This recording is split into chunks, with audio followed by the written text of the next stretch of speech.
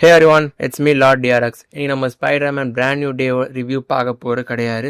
அதுக்கு பதில் ஸ்பைடர்மேன் எப்படி வந்து உருவாகிச்சு நம்ம பார்க்க போகிறோம். ஐ மீன் டீடைல் ஹிஸ்ட்ரி ஆஃப் ஸ்பைடர்மேன். இந்த ஸ்பைடர்மேன் சொல்ல போனால் ஒரு வந்து ரிஜெக்டபிள் காமிக்ஸாக இருந்தது. எந்த காமிக் ப்ரொடக்ஷன் ஹவுஸும் வந்து they don't ready to buy and just because of the spider. ஏன்னா ஸ்பைடர் யாருக்குமே பிடிக்காது. ஸோ எல்லா காமிக்ஸோட ப்ரொடியூசர்ஸும் எங்களை வேணாம் பப்ளிஷ் பண்ண விருப்பப்படல பப்ளிஷர்ஸ். ஸோ அப்புறம் வந்து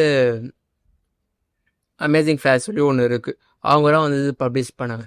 சொல்லப்போனால் ஸ்டான்லி வந்து பார்த்தா இந்த காமிக் எழுதுறதுக்கு முன்னாடி, அதாவது இந்த ஸ்பைடர்மேன் காமிக் எழுதுறதுக்கு முன்னாடி அவர் வந்து காமிக்டே போயிடலாம் சொல்லி பிளானில் இருந்தார். ஏன்னா அப்போ காம்படிஷனே டிசி வர்சஸ் மார்வல் தான்.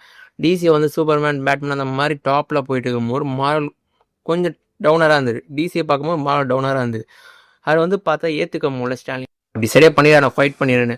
அப்போ வந்து அவங்க ஒய்ஃப் வந்து சொல்கிறாங்க, ஓகே நீங்கள் போகிற ப்ராப்ளம் இல்லை, ஆனால் உங்களுக்கு ஒரு ஐகானிக் ஒரு காமிக்கை நீங்கள் ரெடி பண்ணிவிட்டு, ஒரு காமிக் கேரக்டர் ரெடி பண்ணிவிட்டு நீங்கள் வந்து போயிடுங்க, குவைட் பண்ணிவிட்டு போயிடுங்க. அப்புறம் யோசிக்க போகிறான், டேபிளை பார்க்குறாரு. டேபிளை உட்காந்து வான சீலிங்கை பார்த்துட்டு ஸ்பைடரை வந்து தொங்கிட்டு இருக்குது. அப்போ ஒரு பிளான் வருது, நம்ம ஏன் வந்து ஒரு சிவரில் ஏறுற மாதிரி ஒரு சூப்பர் ரெடி பண்ணக்கூடாது. அதுவும் அந்த சிவரில் ஏறுற சூப்பர் ஹீரோ ஒரு எப்படி சொல்கிறது, ஒரு டீனேஜராக இருந்தால் எப்படி இருக்கும். ஏன்னா டிசியில் வந்து மோஸ்ட்டாக வந்து சைட் கிக்கராக வந்து டீனேஜர் சைட் கிக்கராக வச்சுருப்பாங்க. மெயின் சூப்பர் ஹீரோஸ் லைக் பேட்மேனுக்கு ராபின் அந்த மாதிரி வச்சுருந்தாங்க.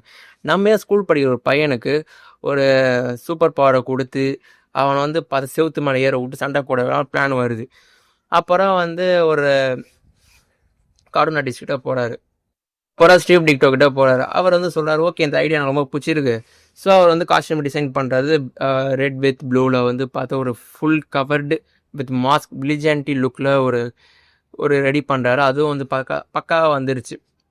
சரி, அப்போ வந்து பப்ளிஷர்கிட்ட போய்க்கிறாங்க, இதை வந்து நீங்கள் பப்ளிஷ் பண்ணி கொடுங்க. அவங்க வந்து ஸ்பைடர் எங்களால் முடியாது சொல்லி இது பண்ணிட்டாங்க. அப்புறம் அமேசிங் ஃப்ளாஷில் வந்து பார்த்தா இவங்க காமிக் 15 ரிலீஸ் பண்ணுறாங்க. ரிலீஸ் பண்ண அடுத்தருவே சொல்லப்போனால் 61 இந்த ஐடியா வந்துடு. 1961 1962 லான்ச் பண்ணுறாங்க. 1963 ஆகஸ்ட்டில் பக்கா ஹிட்டு சீரியஸ் கண்டினியூ பண்ண ஆரம்பிச்சாங்க. ஸ்பைடர்மேன் 1, 2 ஒரு காமிக்ஸாக வந்து பயங்கரமாக ரீச் ஆகுது. அப்போ வந்து போட்டு எனக்கு அந்த ரைட்ஸை கொடுங்க சொல்லி இது பண்ணாங்க. ஒரு கட்டத்தில் 1990s நம்ம மைக்கேல் ஜாக்சனே வந்து பார்த்தா இந்த சிங்கிள் ஸ்பைடர்மேன் கேரக்டருக்காக மொத்த மார்வல் நான் பை பண்ணிக்கிறேன் சொல்லிட்டு இருந்தேன். அந்தளவுக்கு ஒரு ஃபேமஸான ஒரு கேரக்டராக இப்போ நமக்கு இருக்குது. ஆனால் ஸ்டார்டிங்கில் எனக்கு காமிக்ஸை நான் எழுத வேணாம் முடிவு பண்ணி ஒரு கடைசி காமிக்ஸாராக ஸ்பைடர்மேன் கேரக்டர் கிரியேட் பண்ணால், அதுவும் செம்ம பிளாக் பஸ்டர். அதே மாதிரி